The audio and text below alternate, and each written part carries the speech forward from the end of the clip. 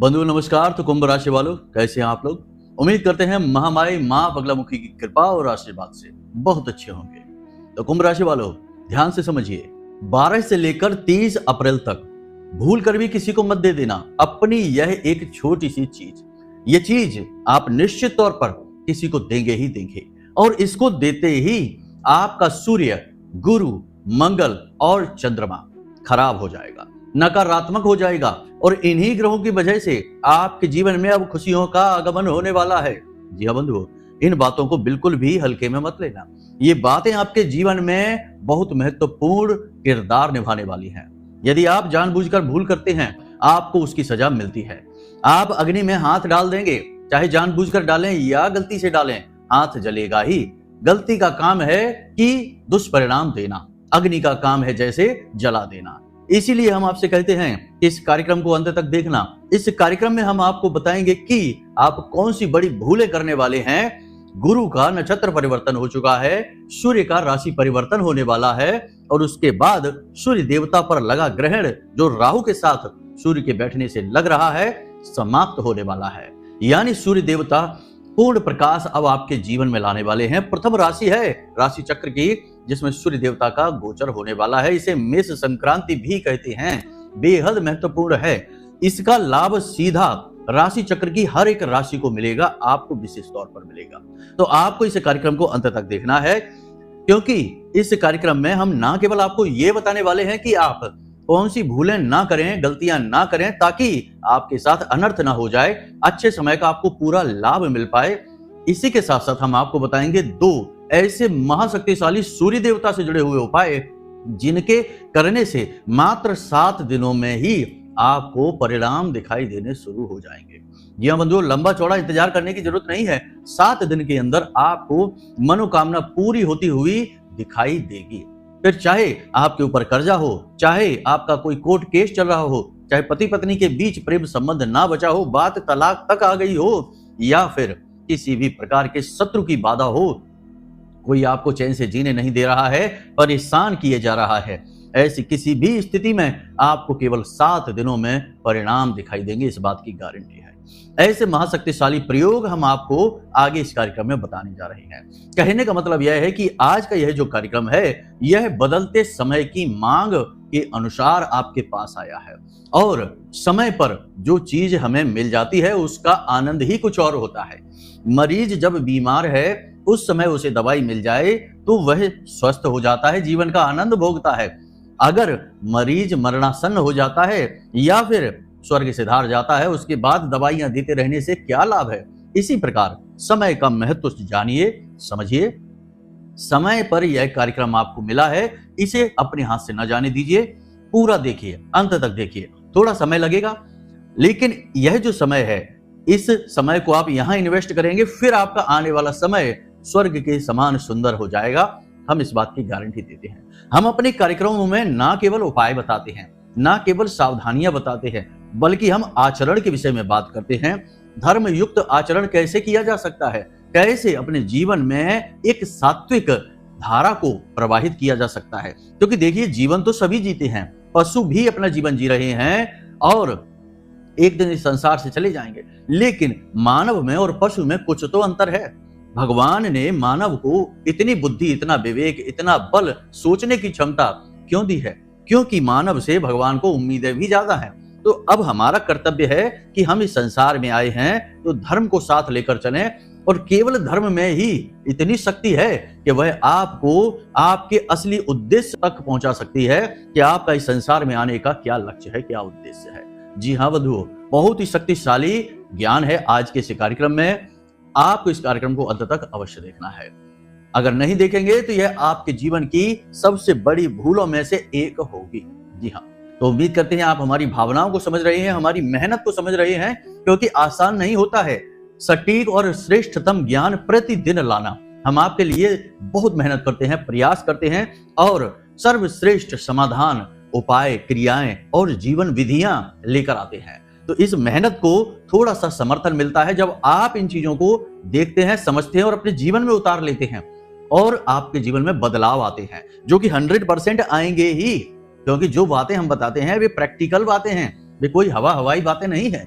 तो बदलाव जब आते हैं तो हमारी मेहनत सफल हो जाती है। हमें अपने हृदय में बड़ा सुकून मिलता है कि हमने माई की सेवा अच्छी तरह से कर ली है और एक कदम हम और आगे बढ़ चुके हैं महामाई की भक्ति में। क्योंकि भक्ति का मतलब केवल यह नहीं कि अपने जीवन को सुख से भर लो, अपने आप को आनंद से भर लो।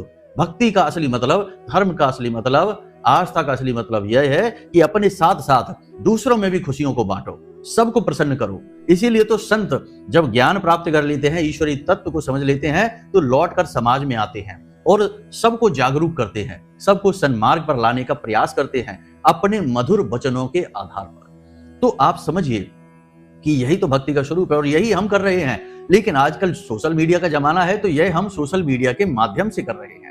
तो जो भक्त हैं, धर्मनिष्ठ हैं और बड़े ही सात्विक और पवित्र हृदय के इंसान हैं, उन्हें तो हमारी बातें अच्छी लग जाती हैं। और जो टाइम पास वाले हैं, 2 मिनट की रील वाले हैं, 1 मिनट वाले हैं, उन्हें हमारी बातें बकवास लगती हैं, क्योंकि उन्हें सब कुछ जल्दी जल्दी चाहिए। हर चीज में जल्दबाजी मचा रखी है, हर जगह जल्दी में है। लेकिन आलस करने में कोई जल्दी नहीं है, गप्पे हाँकने में कोई जल्दी नहीं है, फिजूल में पैसा उड़ाने में कोई जल्दी नहीं है। लेकिन जहां बात बनती है, जहां जीवन सुधरता है, जहां ज्ञान प्राप्त होता है, वहां जल्दबाजी दिखाते हैं। तो अब ऐसे अज्ञानी और अधर्मियों को कह ही क्या सकते हैं। तो ऐसों से बस निवेदन यह है कि कार्यक्रम को अभी छोड़कर चले जाइए, आपके मतलब की यहाँ कोई बात नहीं हो रही है। चलिए बंधु, जिसको भी अगर बुरा लगा हो तो दिल से क्षमा मांगते हैं, क्योंकि कभी कभी कठोर शब्दों का प्रयोग करना पड़ता है। आप लोग कभी कभी कुछ ऐसे लोग हैं जो ऐसे कमेंट कर देते हैं जिनको देखकर थोड़ा मन खराब हो जाता है, लगता है कि हम किन के लिए प्रयास कर रहे हैं। तो बस यही सब बातें हैं। चलिए बंधु, उम्मीद करते हैं सारी बात आप समझ चुके हैं। अंत तक ठहरेंगे तभी हमारा अच्छा मेल होगा और आनंद आएगा। चलिए बंधु, कमेंट बॉक्स में पूरे भक्ति भाव के साथ लिख डालिए, जय मां बगलामुखी कृपा करो। महामाई आपके ऊपर कृपा करेंगी, हमें पूर्ण विश्वास है। एक बार नहीं, 3 बार लिखना, ठीक है। चलिए बंधु, अपने मूल विषय को शुरू करते हैं। प्यारे मित्रों, हमारे अत्यंत प्रिय और परम पूज्य अमिताचार्य जी के पास मां बगलामुखी और मां भद्रकाली की साधनाओं का वर्षों का अनुभव है और माता रानी की इनके ऊपर पूर्ण कृपा और सिद्धि है। आचार्य जी ने अपने सटीक कुंडली विश्लेषण और श्रेष्ठतम उपायों के माध्यम से हजारों लोगों के जीवन को खुशियों से भरा है। आचार्य जी का कुंडली विश्लेषण और उपाय करवाने का तरीका इतना अद्भुत है कि जीवन के हर एक दुख और कष्ट का कारण जड़ से ही समाप्त हो जाता है। फिर समस्या चाहे जैसी भी हो, कर्जा बहुत बढ़ गया हो, व्यापार चल नहीं रहा हो, बीमारियों में आप बर्बाद हो चुके हो, रिश्तों में प्रेम समाप्त हो चुका हो, या फिर नौकरी ही ना मिल रही हो, विवाह में देरी होती हो, कैसी भी समस्या हो, इन समस्याओं का कारण क्या है, कौन सी महादशा परेशान कर रही है, कौन सा दोष लगा हुआ है, सब कुछ आचार्य जी इतना सटीक बताते हैं कि वर्षों वर्ष के दुख कुछ ही दिनों में समाप्त हो जाते हैं। अगर आपके जीवन में भी कोई ऐसी संकट की घड़ी है तो यही सही समय है जब आप पूज्य आचार्य जी के हाथों से अपनी कुंडली का विश्लेषण करवाएं और वर्षों से चल रहे दुखों और संकटों के इस चक्र से बाहर निकल जाए। प्यारे मित्रों, अभी वीडियो में दिए गए नंबरों पर फोन करिए और अपनी कुंडली का श्रेष्ठतम आकलन करवा डालिए। जिंदगी बदलने का ये सबसे बड़ा मौका हाथ से मत जाने दीजिएगा। जय माई की, महामाई आपका कल्याण करे। सबसे पहले तो आप आचरण के विषय में समझिए कि आचरण कैसे करने हैं। अब हम आचरण के विषय में छोटी छोटी बातें बताएंगे, उन्हें आप उपाय मत समझ लेना। उपाय का मतलब होता है किसी एक समस्या को टारगेट करके की गई क्रिया, क्योंकि वह एक समस्या किसी नकारात्मक ऊर्जा के चक्कर में आपके जीवन में आ गई है और उस समस्या को दूर करने के लिए जो क्रिया की जाती है वह उपाय है। लेकिन जो हम बता रहे हैं अब आपको, वह जीवन विधि है। इससे आपका सारा जीवन बदलेगा, हर तरफ से आपको लाभ मिलना शुरू होगा। जी हाँ, तो छोटी छोटी बातें हैं, इन्हें आप ध्यान में रखिए। लाल रंग सूर्य का भी होता है, मंगल का भी होता है और यह पूरा वर्ष मंगल का है, हनुमान जी को समर्पित है। तो इसी बात पर जब सूर्य देवता मेष राशि में प्रवेश करेंगे उस वक्त या उससे पहले जब भी आप इस कार्यक्रम को देखें, आपको एक लाल रंग का रुमाल लेना है और प्रतिदिन उसे अपनी जेब में रखना है। जी हाँ बंधुओं, यह लाल रंग का रुमाल कॉटन का नहीं होना चाहिए, रेशमी कपड़े का, जो तमाम तरीके के आते हैं, कॉटन के अलावा होते हैं, सिल्क वगैरह के कपड़े होते हैं, वैसा होना चाहिए। इसमें चमक होनी चाहिए। जब लाल रंग का कपड़ा जो है उसमें चमक नहीं होती है तो वह मंगल हो जाता है, लेकिन जब चमक हो जाती है तो वह सूर्य बन जाता है। बहुत छोटी छोटी बारीक बातें हैं। भोजन के विषय में जैसे बात करें कि भोजन, जैसे जो रोटी सब्जी बनती है यह मंगल हो जाता है। लेकिन जब उसी रोटी को तल दिया जाता है, पूरी बन जाती है, तो उसमें तेल आ जाता है, तो वह शनि भी बन जाता है।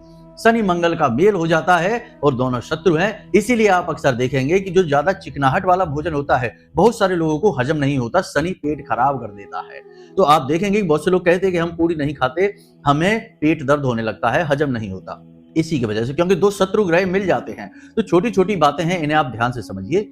चमक वाला यानी कपड़े में चमक हो ऐसा लाल रंग का रुमाल आप अपनी जेब में रखना शुरू कर दीजिए प्रतिदिन। ठीक है, पूरे महीने आप यह कार्य करेंगे, यह छोटी सी क्रिया है। दूसरा कि आज जब आप इस कार्यक्रम को देख रहे हैं तो कल ही एक पोटली लेंगे, पोटली में गेहूं भरेंगे। ठीक है, लाल रंग के कपड़े की पोटली बनाएंगे, उसमें गेहूं भरेंगे। गेहूं खूब भर लेना, 1-8 किलो भर लेना, थोड़े 1-2 मुट्ठी नहीं। और 1-8 किलो गेहूं भरने के बाद उसमें तांबे का एक छल्ला डाल देंगे। तांबे का छल्ला याद रखना, ठीक है, बाजार से आसानी से मिल जाता है, उंगली में पहनने वाला जो होता है, रिंग जैसा होता है, वह लेकर आएंगे और उसमें उसे डाल देंगे। उसके बाद उस पोटली को आप ठीक दोपहर 12 बजे किसी भी मंदिर में, चाहे सूर्य मंदिर है तो अति उत्तम है आपके आसपास, नहीं तो हनुमान जी का मंदिर है, या फिर भोलेनाथ का मंदिर है, दुर्गे माँ का मंदिर है, जो भी मंदिर आपके आसपास है, उस मंदिर में जाकर ठीक 12 बजे दिन के उस पोटली को जाकर पुजारी जी को दे देना, मंदिर में दान। ठीक है, और पुजारी जी को बता जरूर देना कि इसमें एक तांबे का छल्ला है। ठीक है, वरना हो सकता है कि वे उसे गेहूं को कहीं किसी जगह प्रयोग के लिए दे दें और उसमें छल्ला निकले तो कोई कहे कि ये क्या कर दिया।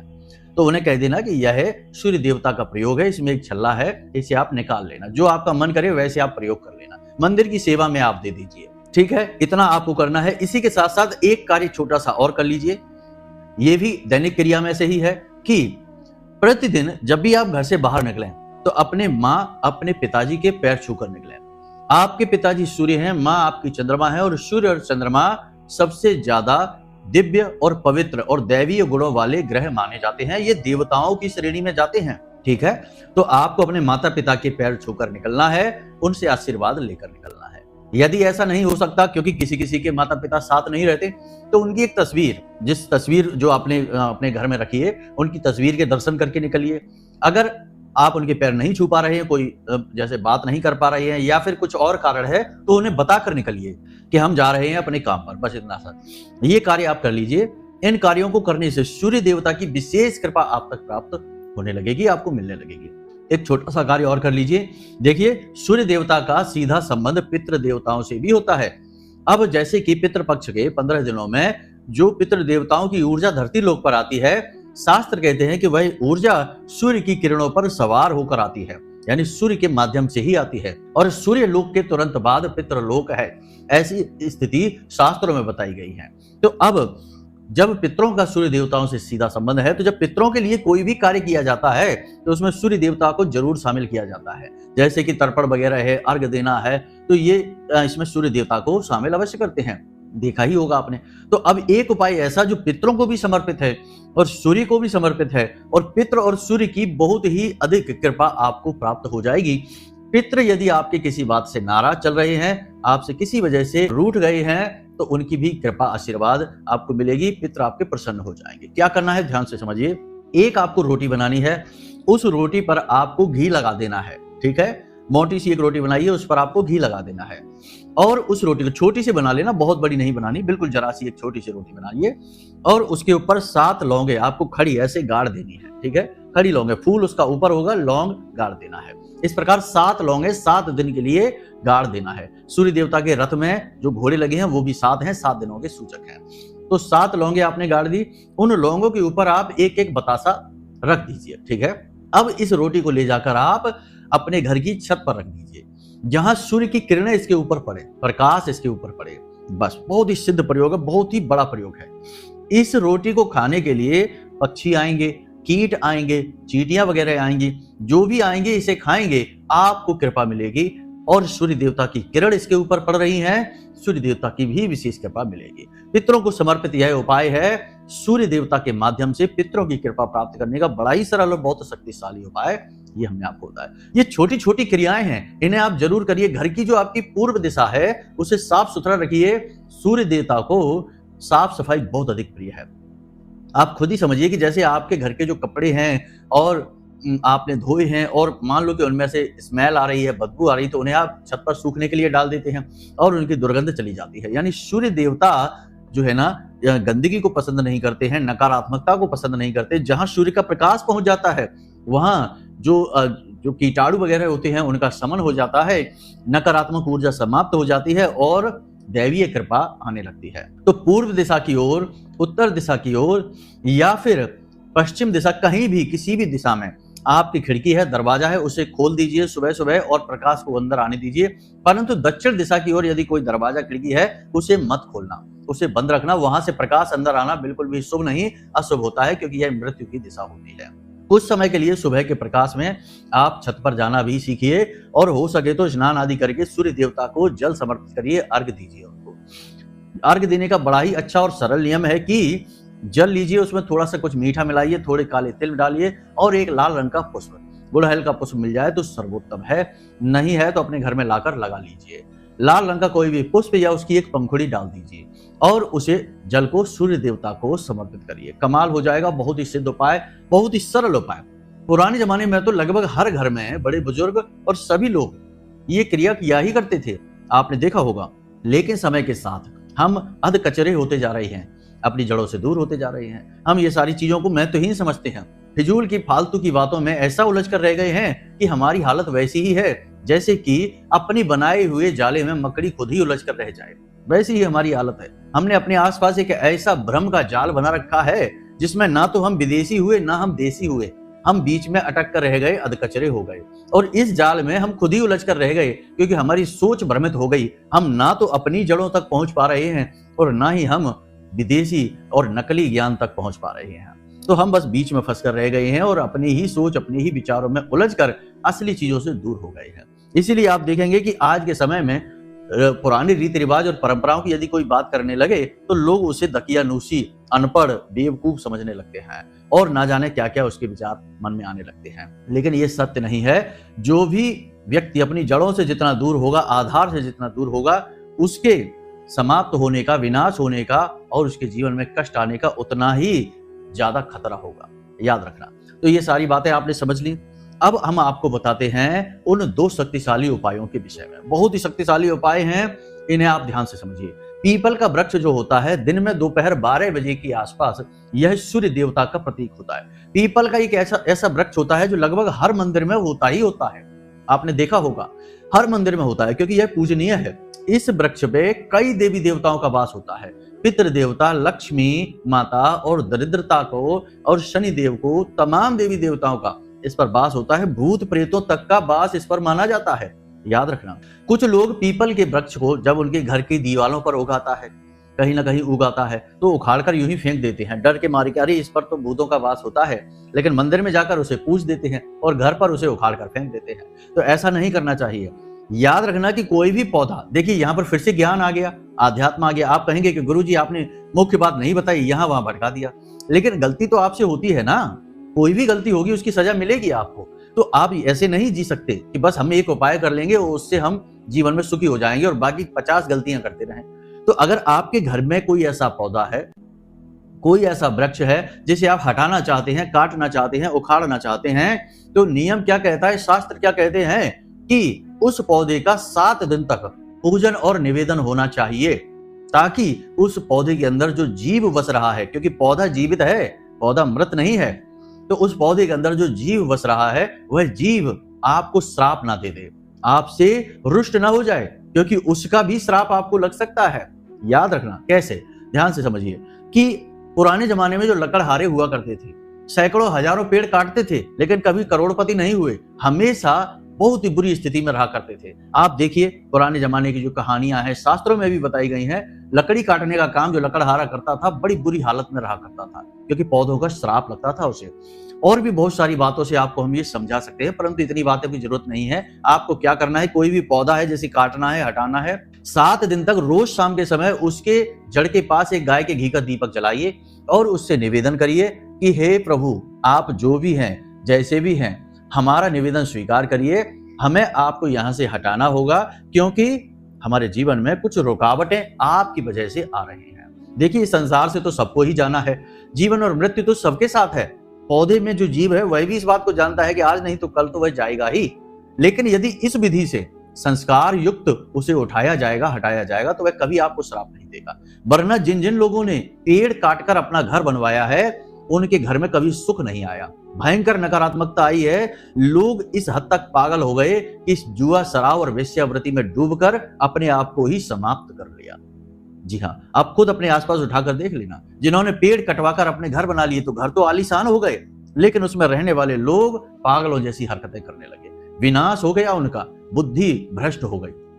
तो ये सारी चीजें इसी तरह कार्य करती हैं। आप इस विधि से किसी भी पेड़ पौधे को हटा सकते हैं, निकाल सकते हैं, और जब आप उसे हटाएं, निकालें, उस वक्त भी उसके लिए आभार का, आदर का भाव रखकर निकालें, बेइज्जती के साथ और अपनी शक्ति और बल का प्रदर्शन करते हुए नहीं। इस प्रकार यदि आप करेंगे तो आपका उद्धार होगा और श्राप आपको नहीं लगेगा। ठीक है, तो पीपल के वृक्ष की बात हो रही थी, तो पीपल के वृक्ष में कई देवी देवताओं का वास होता है।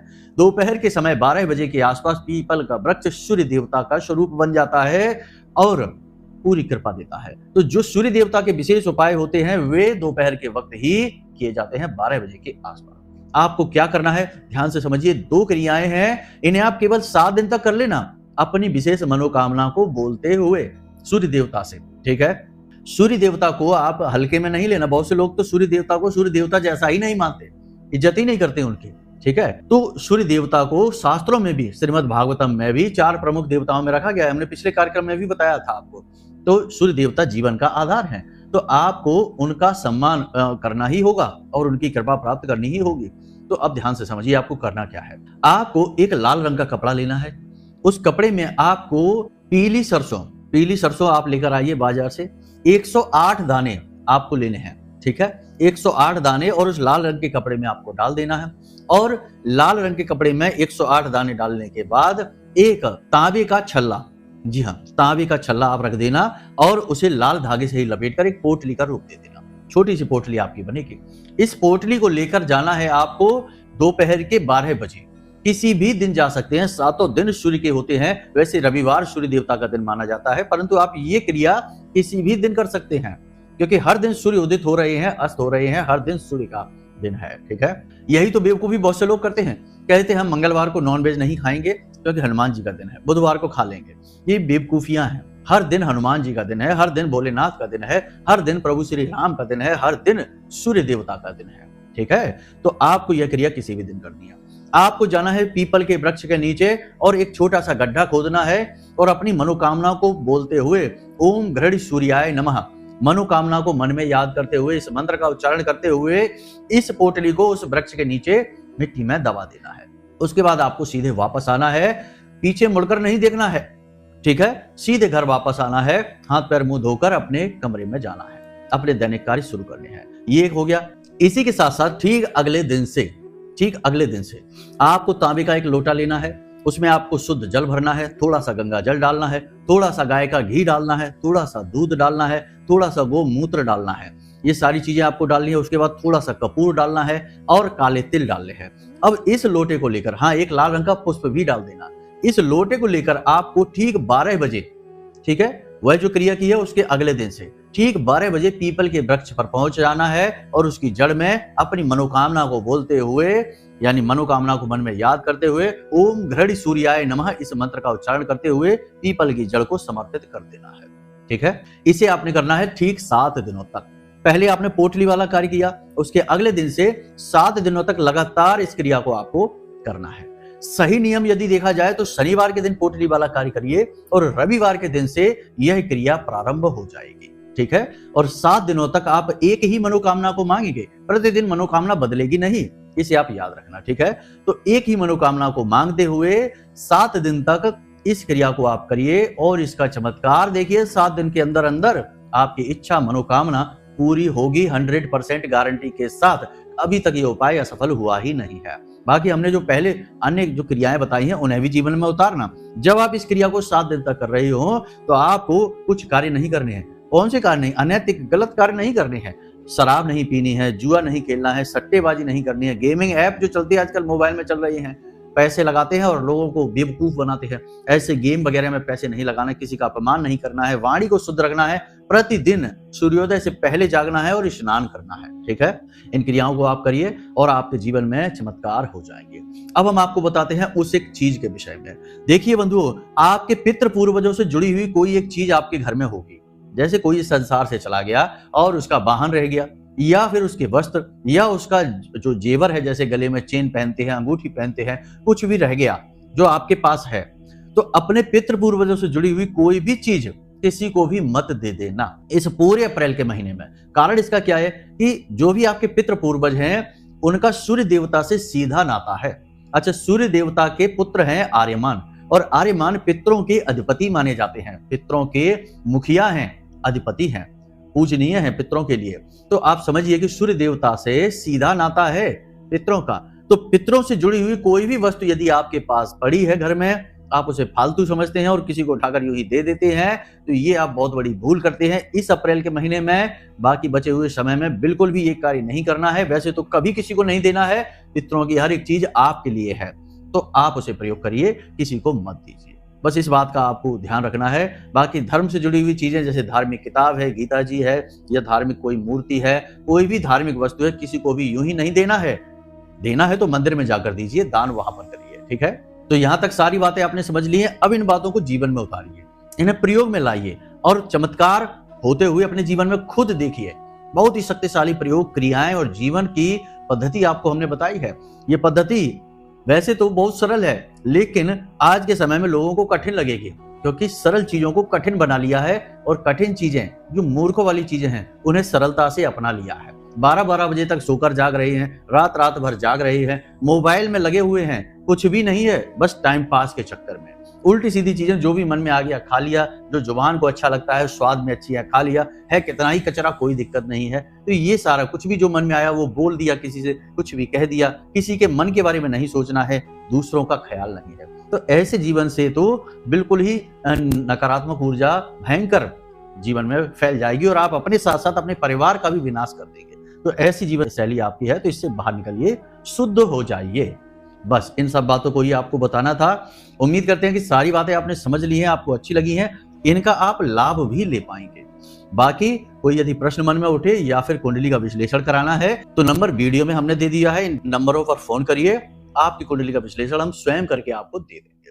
तो चलिए बंधु, आज के इस कार्यक्रम से यहीं से विराम लेते हैं। हमेशा हंसते रहिए, मुस्कुराते रहिए, सकारात्मक रहिए, महामाई पर अपनी आस्था और विश्वास बनाकर रखिए, क्योंकि आपका उद्धार तो वहीं से होना है। तो प्रेम से बोलिए जय माई की। हमारे प्रिय और परम पूज्य आचार्य जी ने अपनी साधनाओं के अनुभवों पर आधारित शक्तिशाली उपाय और क्रियाओं के माध्यम से हजारों लोगों के जीवन को पूरी तरह से बदला है। आचार्य जी के द्वारा बताया गया हर एक उपाय इतना सटीक और कारगर होता है कि जो भी इसे पूरे भाव के साथ कर लेता है, उसे साक्षात महामाई की कृपा और आशीर्वाद प्राप्त हो जाती है। इसलिए निसंकोच इन उपायों को पूरे भाव के साथ करिए, आपका कल्याण होगा। जय माई की।